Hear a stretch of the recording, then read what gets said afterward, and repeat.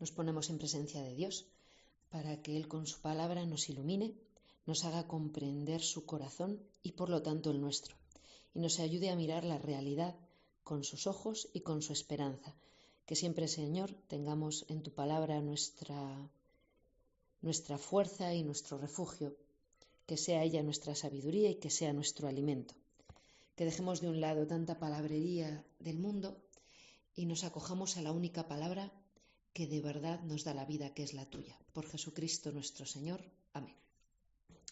Y empezamos con el capítulo 4 del Génesis, súper conocidísimo, de esos capítulos conocidos, aunque no tanto como pensamos, que es Caín y Abel. En el capítulo 3 ya hemos visto el famoso episodio de la caída del hombre, de la serpiente, de Adán y Eva, de la manzana. ¿Y qué nos explica el capítulo 4? Que seguimos hablando de una historia expresada en imágenes, no de un relato histórico literal.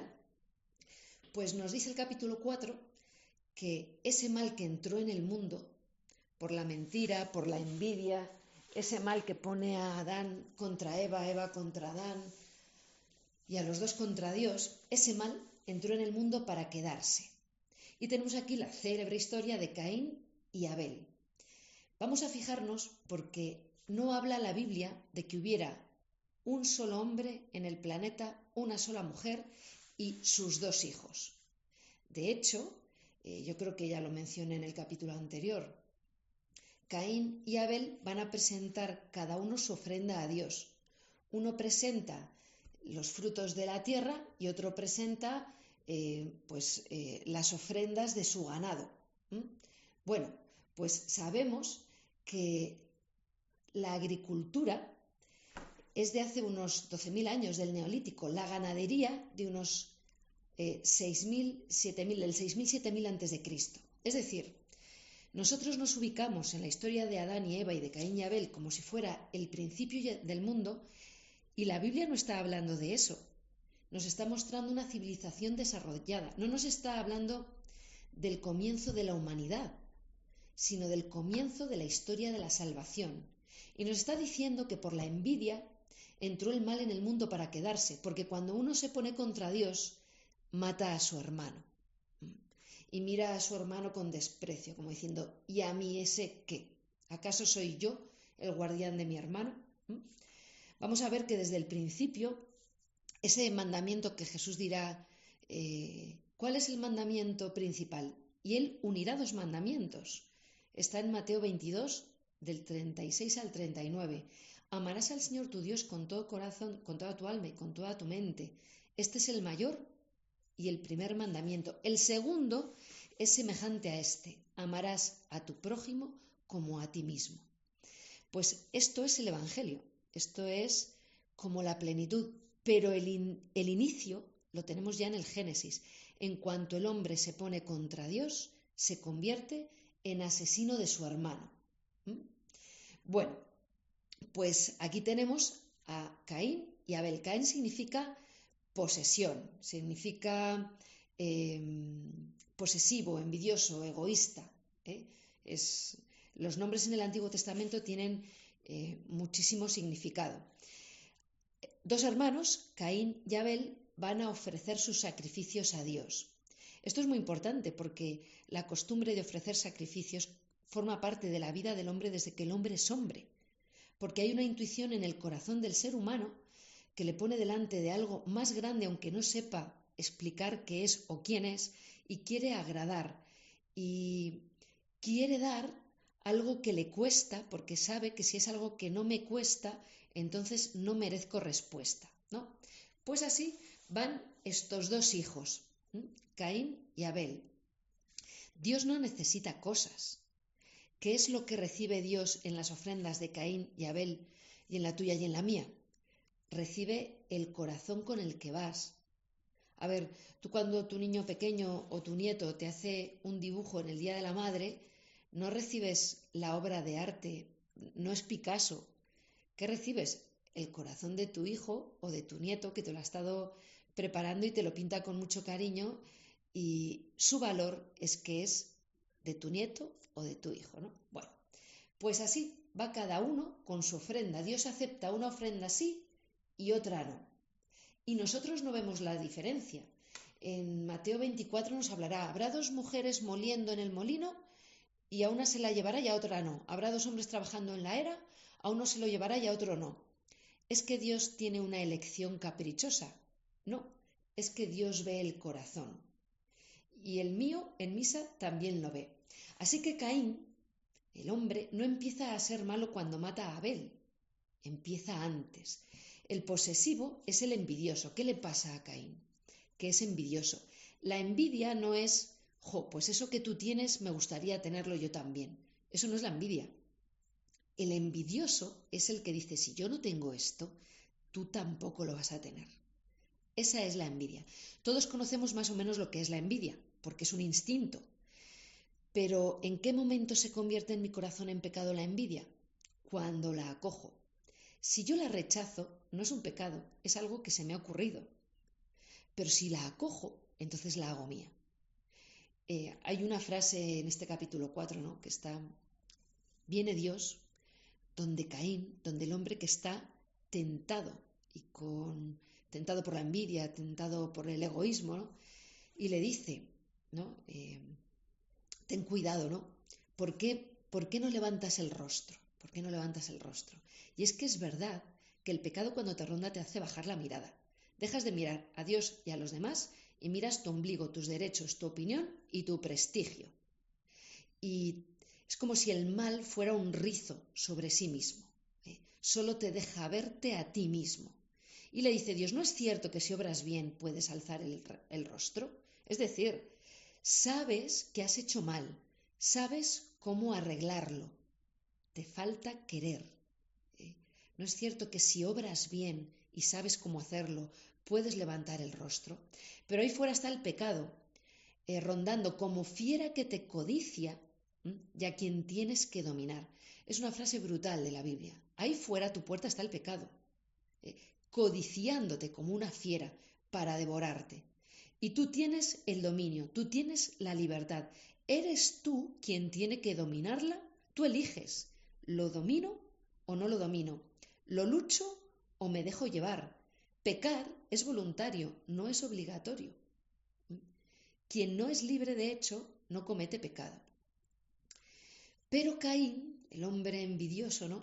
Ya no mira mal. De hecho, la Divina Comedia de Dante, cuando explica en imágenes dantescas lo que es la envidia, los envidiosos que están en el demonio, en el infierno, tienen los ojos cosidos con hilo de alambre o algo así, ¿no? El envidioso mira de reojo, mira mal, ¿no? De hecho, el Señor se hace presente, ¿no? Leemos en el capítulo 4, que es muy bonito. Se hace presente donde Caín y le pregunta, Dios viene buscando al hombre que está tentado, no le viene riñendo, le viene preguntando.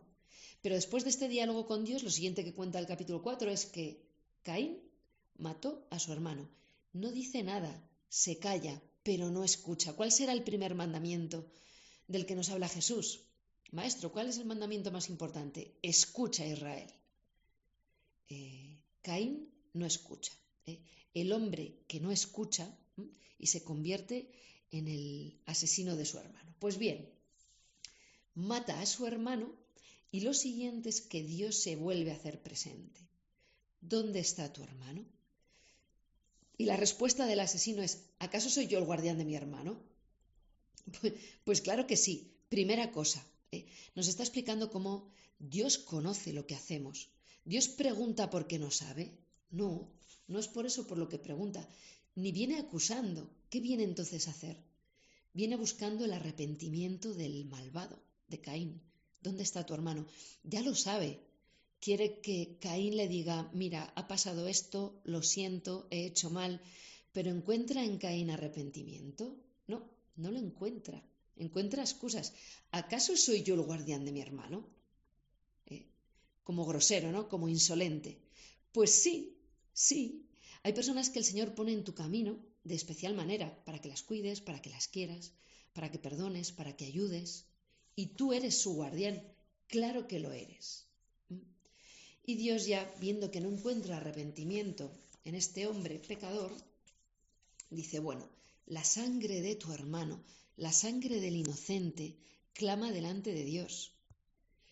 La sangre del inocente clama delante de Dios. Y el inocente que ha padecido o que ha muerto, en brazos de Dios estará. Pero ese que injustamente le ha herido o le ha matado, va a tener que responder delante de Dios. Vas a tener que responder delante de Dios de las personas a las que has criticado, a las que has humillado, a las que has hecho la vida imposible, a las que has mentido para que los demás pensaran mal de ellas. Ahora bien, el que te ha hecho eso a ti, aunque te haya hecho daño, va a responder no solo delante de ti, sino delante de Dios. Pues Caín se pone grosero con Dios, ¿no? ¿Acaso soy yo el guardián de mi hermano? Pues sí. Y cuando Dios le dice, pues mira, has hecho mal, la sangre de tu hermano clama y yo no me voy a quedar. O sea, Dios es justo, no voy a dejar esto así. Que Dios es bueno significa que no le da igual lo que te hacen o lo que te pasa o cómo te lo hacen pasar de mal, no le da igual. No lo deja estar, no. Entonces Caín, que se ve agobiado, ¿no?, por su pecado, le dice, pero si me sacas ahí fuera, los demás hombres me matarán, por fratricida.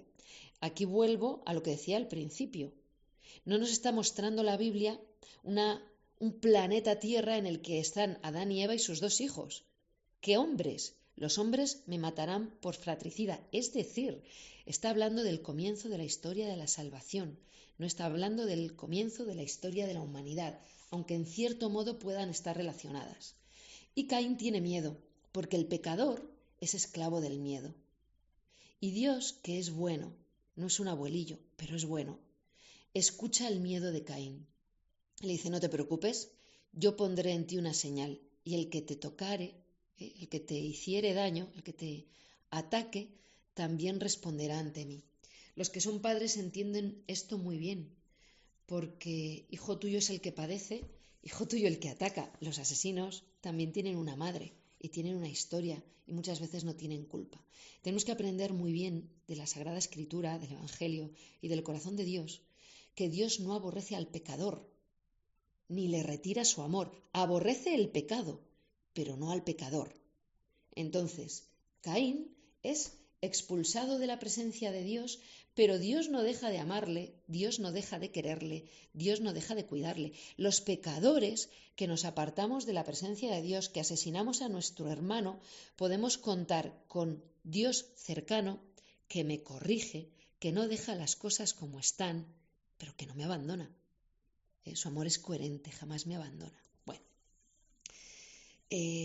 después de toda esta historia que conocemos bien y que tenemos que profundizar así, sabiendo que es al margen de la historia, que nos está contando la historia de la salvación, nos encontramos con un montón de descendencias, con un árbol genealógico, ¿no?, grandísimo, que lo que nos viene a explicar es que va a quedar la humanidad dividida en 2.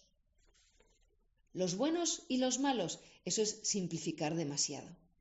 Pero es verdad que va a haber como toda una rama que parte de Caín y toda una rama que parte de Set. Caín como estandarte de la maldad y de la violencia y tiene muchos hijos y los hijos tienen hijos, aunque vemos en las 2 genealogías que hay nombres repetidos. ¿Por qué? Pues porque no es tan fácil dividir la humanidad entre buenos y malos.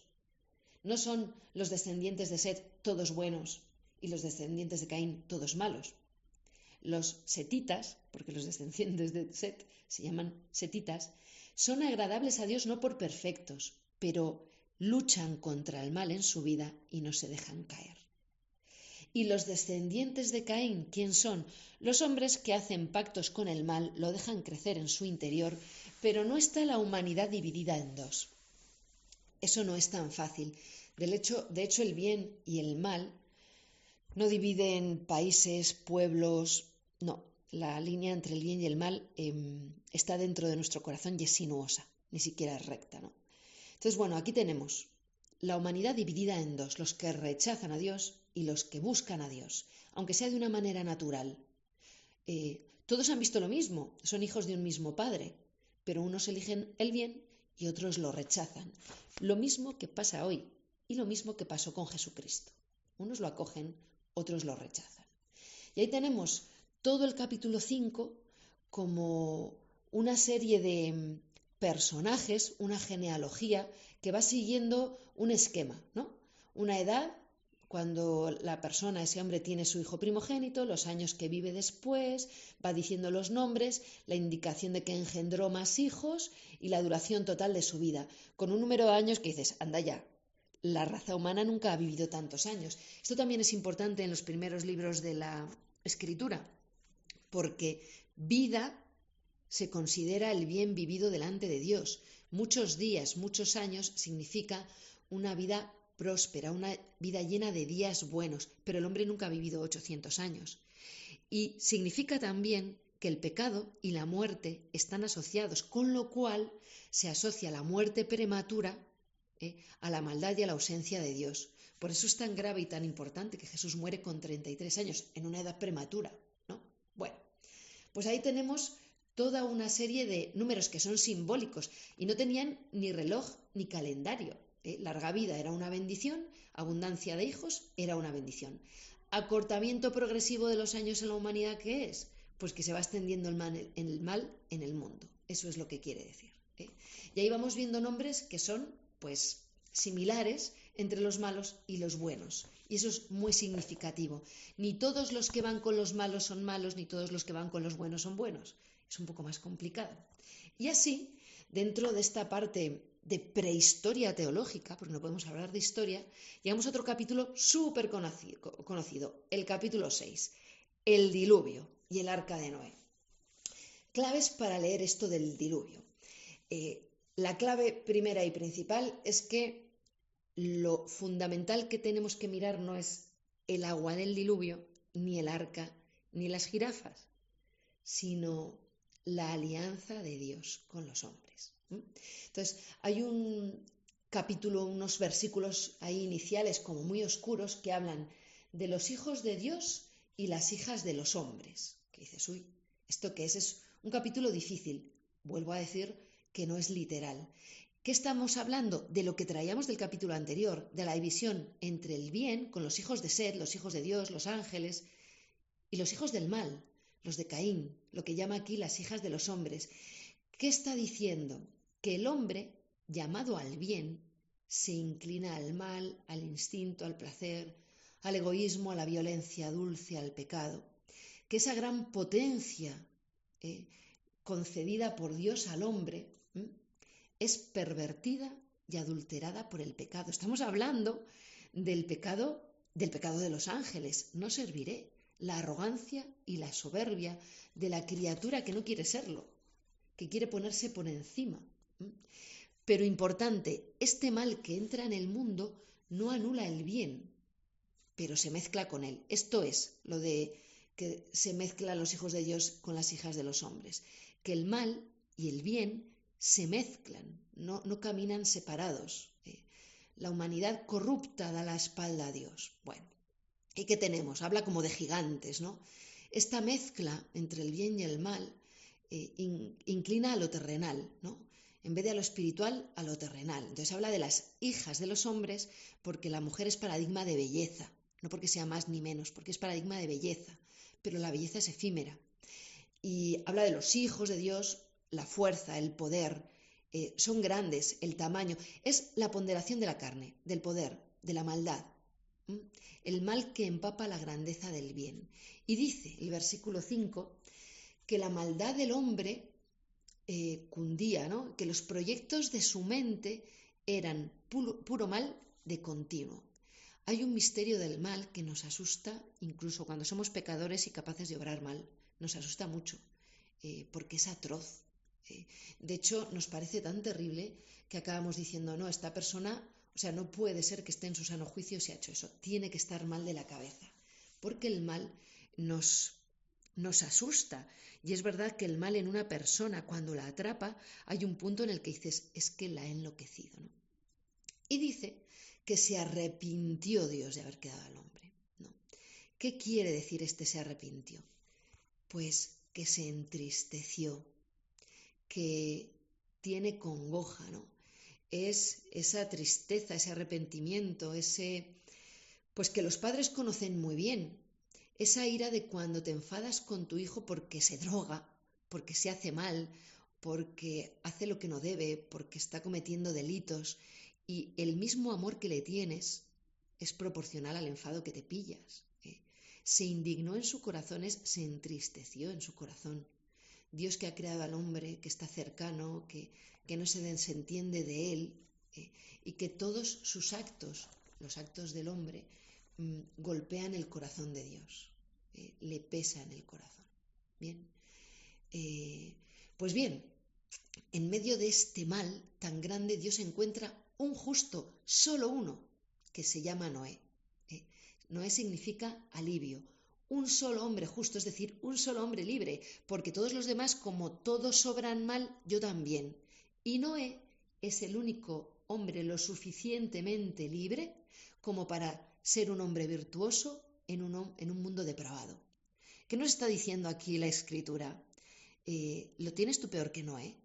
Es que todos en el trabajo roban, es que todos en mi familia mienten o van a lo suyo, es que todos en mi cuadrilla beben o se drogan o fuman porros, es que todos en la iglesia cogen de Dios lo que les parece y no hacen caso de las exigencias. Es que, bien, pues tú puedes, en mitad de esa situación, ejercer la libertad como Noé la ejerció. Puedes elegir el bien en las circunstancias, por más difíciles que sean. Lo que pasa que tu elegir el bien va a denunciar la libertad del resto. Es muy difícil ser íntegro en una sociedad corrompida. Y es que ser cristiano no es ser tontito de, bueno, y me consuelo con cualquier cosa y toco la guitarrita. Ser cristiano requiere una fortaleza brutal en medio de una sociedad corrompida. Esta o la que sea. Y entonces Dios le dice a Noé, construye un arca. Es el arca de Noé. A ver, ¿cómo leemos esto del arca de Noé? ¿Qué es el arca? Pues el lugar donde tú puedes entrar y ahí Dios te salva. Es decir, la iglesia. Es decir, Cristo con su costado abierto. Ese arca de Noé tiene una sola entrada, una sola puerta. Dirá Jesús en Juan 10:9. Yo soy la puerta. Si uno entra por mí, estará a salvo. Por eso, claro, nos extraña que diga Jesús esas cosas de yo soy la puerta, porque que diga yo soy el buen pastor, yo soy la luz, yo soy la vida, pero yo soy la puerta, claro, la puerta por donde uno entra a la salvación. Ahora bien, ¿qué es entonces el arca? La iglesia, Cristo. Bueno, Cristo es la puerta, su costado abierto, donde San Juan ve, ¿no? La entrada al corazón del Señor y a la salvación. Y el agua es el juicio, es la muerte. Entonces, tenemos en el capítulo 6, en el arca de Noé, en el diluvio, una imagen de la libertad del hombre y del juicio final. ¿Es obligatorio entrar en el cielo? No. ¿Es obligatorio entrar en la salvación, en la iglesia? No, no es obligatorio. Pero entra porque fuera está la muerte. Bien, pues esto es lo que nos cuenta el capítulo 6, ¿no? Y muy bonito contemplar y leer este Noé, ¿no? Un hombre verdaderamente libre, íntegro, honrado. Ni sus hijos lo son, pero él sí. Eso sí que es ser libre y sí que es ser fuerte. Y él empieza a construir ese arca. ¿Y qué hace? Solo y todo lo que Dios quiere. Cuando Dios le manda, Él la construye. Cuando dice entra, entra. Mete estos animales, tantos de raza, tantos puros, tantos impuros, y Noé no cierra la puerta, es Dios quien la cierra. No rechaza los animales impuros, puesto que Dios ha dicho, mete tantas parejas de animales puros, tantas de... No se apropia de la obra de Dios. El arca de la salvación es de Dios, no es mío. Es muy bonito porque el arca de la salvación, el arca de Noé, dice la escritura, si lo leéis, que tiene 3 pisos. Te dices, qué curioso, ¿no? Que siendo una cosa simbólica de tantos detalles. Decíamos, es la iglesia. ¿En cuántos pisos se divide la iglesia? En 3. La iglesia militante, nosotros los que estamos aquí batiéndonos el cobre contra nuestro propio pecado y el mal propio y ajeno. La iglesia purgante, ya salvada, pero en proceso de purificación. Y la iglesia triunfante, los 3 pisos de la iglesia, los 3 pisos del arca de Noé. Y así está, ¿no? Este arca, construida de ciprés, que es esos árboles que ponemos en el cementerio. ¿Por qué? Pues porque hacen alusión a la eternidad, por su forma, porque apuntan al cielo, porque tienen una raíz súper profunda. Y estamos ahí en el juicio. Llueve 40 días y 40 noches. Noé, que ha entrado en el arca y que Dios ha cerrado, se queda allí con la creación que está unida al destino del hombre, que eso es muy bonito, la creación unida al destino del hombre. Los animales, el agua, la tormenta, todo ha sido creado en virtud del hombre, todo sirve al hombre y su destino es común con el destino del hombre. Y ahí se queda 40 días con sus 40 noches. Otra vez el 40, ¿no? La exploración de la tierra prometida, ¿cuánto duró? 40. ¿Cuántos años el pueblo de Israel por el desierto? 40. ¿Cuánto tiempo ayunó Jesús en el desierto? 40. Nuestros 40 días de Cuaresma. ¿Cuántos días subió Moisés para recibir las tablas de la ley la primera y la segunda vez? 40. 40. A los 40 días abrió la ventana. ¿Qué pasa? ¿Que el 40 es mágico? Los números en la Biblia son simbólicos, pero no mágicos. Y el Señor, que es muy buen pedagogo, utiliza, igual que utilizará Jesús en el Evangelio, recursos de oratoria. Habéis oído que se dijo, pero yo os dije. Entonces, son como recursos de oratoria para que a ti te ayudan a memorizar lo que ha dicho. Bienaventurados los que, porque ellos serán... utiliza frases repetitivas como cantinelas, ¿no? Pues lo mismo ocurre con los números, con los lugares, que a la vez son reales y a la vez son simbólicos. Bien, pues ahí estamos, con un diluvio que a los 40 días, después de 150 días, retroceden las aguas. Se acordó Dios de su pueblo, se acordó Dios de Noé. ¿Qué pasa? Que se le había olvidado que estaba ahí. Recordar en la escritura es recordare, volver a pasar por el corazón. No acordarse de que mis neuronas mentalmente yo me acuerde de algo, ¿no? Sino volver a pasar por el corazón. Y sopló ese viento, que es prefiguración del Espíritu Santo, ese que sopló en la creación del mundo, que sobrevolaba el caos. El viento seca el mar, ¿no? Dice aquí, el viento sabemos todos que si sopla sobre el mar lo encrespa, lo agita, no lo seca. ¿Qué está hablando? Está hablando de que Dios actúa. Y todo esto va pasando con mucha lentitud. Primero que construyas el arca, eso se tarda. Luego que metas a los animales, luego 40 días, luego que empieza a llover, luego que termine, luego todo es lento y esperó, y esperó, y esperó, y esperó. Los tiempos de Dios, que nos cuestan muchísimo, muchísimo, porque lo queremos todo rápido y todo ya, y todo instantáneo. Y Dios tiene sus tiempos. A ver, mira con cariño nuestra impaciencia, nuestro deseo de bien, nuestro cansancio cuando se acumula un mal sobre otro, pero las cosas de Dios llevan su tiempo. De hecho, el tiempo ahora mismo se ha convertido en un instrumento de expresión de amor mucho mayor que otros, que los regalos o que los dineros.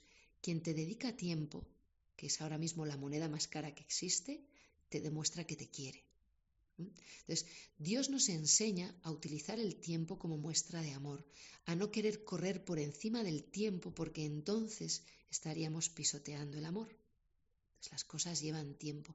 Es precioso cuando empleas tiempo en charlar con un amigo, cuando empleas tiempo en hablar con Dios.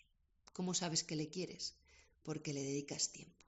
Y aparecen aquí 2 animales, ¿no? Aparte de todos los que han entrado en el arca, porque en el arca hay animales puros e impuros, hay justos y pecadores, es la iglesia, ¿no? Está el cuervo, ¿no? Que bueno, parece que se ha acabado ya el diluvio, voy a soltar al cuervo. El cuervo se fue y no volvió. Pero eso a Noé no le indica que se pueda vivir fuera.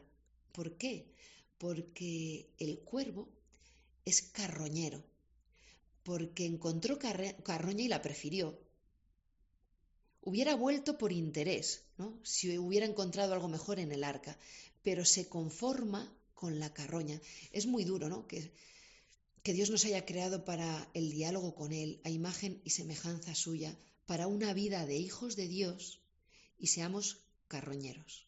Y vivamos de placer en placer, de susto en susto, de egoísmo en egoísmo, de violencia en violencia, alimentándonos de basura cuando estamos hechos para alimentarnos del manjar del cielo, que es el Señor mismo, ¿no?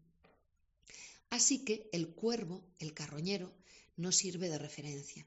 Mirad, hay gente que vive así, como carroñero. Pero soltó después a un animal puro, a la paloma. La paloma es un animal puro y es un animal que representará después al Espíritu Santo. En forma como de paloma descendió el Espíritu Santo sobre Cristo en el bautismo.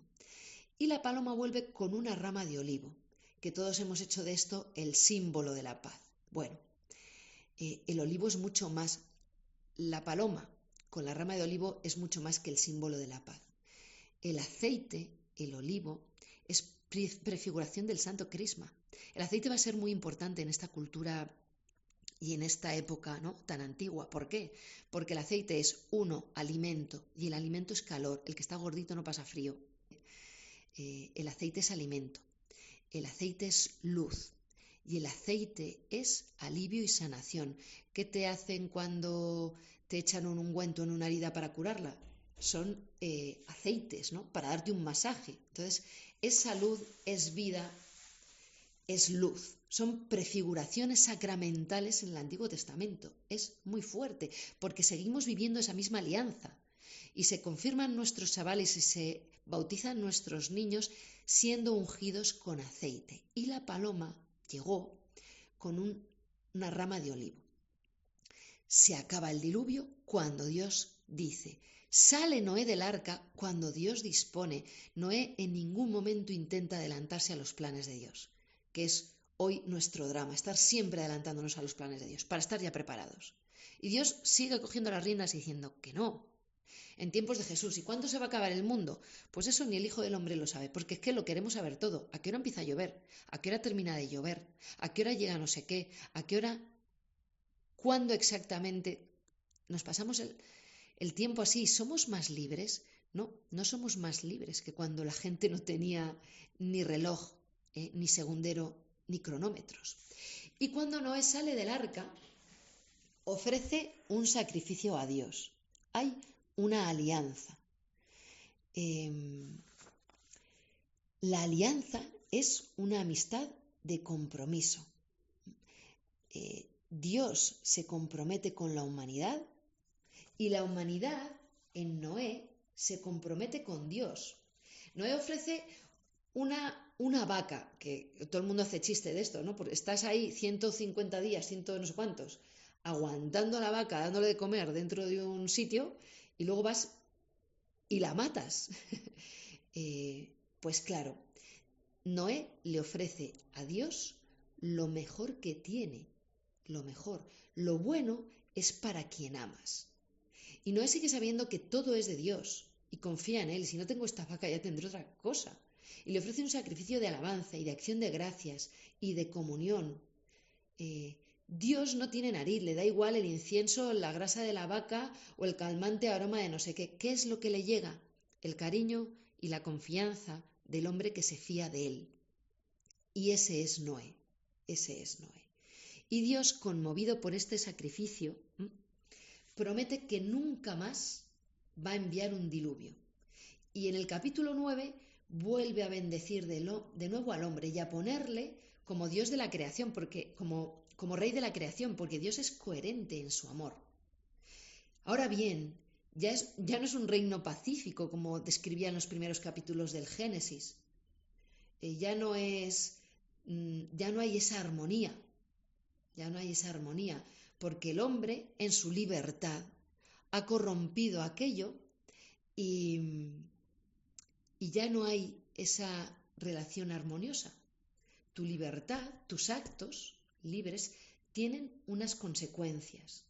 Y el Señor, que es coherente, te va a acompañar en el asumir esas consecuencias, pero no se las va a saltar, porque se fía de ti, porque se fía de ti. Bueno, pues bien, en esta nueva alianza hay una señal que es preciosa. Pondré mi arco sobre las nubes y siempre que lo vea me acordaré de la alianza entre tú y yo. Esto es súper bonito. Dios es Dios de la creación. Y dice, voy a poner un recordatorio delante de tus ojos y de los míos de que tú y yo somos amigos, de que puedes estar tranquilo porque ningún diluvio más va a asolar la humanidad. Puedes estar tranquilo. Y sabemos que Dios, cuando se compromete, es fiel. Y tú puedes decir, no, hombre, no, el arco iris es la luz que con el sol se descomponen, tal, los colores. Sí, y no puede Dios utilizar su propia naturaleza para recordarte a ti cuantísimo te quiere. Claro que puede, claro que puede. Y lo hace. Cada vez que veas el arco iris, acuérdate del amor de Dios que te ha prometido protección para siempre. Protección para siempre. Y después de esto hay un episodio otra vez oscuro, ¿verdad? Porque resulta que Noé se embriaga por ignorancia, que no por culpabilidad, porque no sabe que la uva fermenta porque no la conoce. El vino es bueno, pero el exceso de vino oscurece la mente. Hay muchas cosas que son buenas, pero en exceso se convierten en malas. El exceso tiene algo que nos hace mal. Y resulta que uno de sus hijos, en lugar de compadecerse de cómo se encuentra a su padre, tenía que haberle tapado, tenía que haberle auxiliado, se burla de él. No hay cuarto mandamiento todavía, pero el cuarto mandamiento corresponde a la ley natural, a la que después nos será entregada en las tablas de la alianza, pero como está inscrita en la ley natural del corazón del hombre, la conocemos aunque no nos la digan, y a un padre y a una madre se les debe el respeto debido a un padre y a una madre. Entonces, este hijo que se burla es castigado, es maldito, es que le cae una bronca. Maldice a su hijo, lo maldice, dice mal de él, dice mal de él.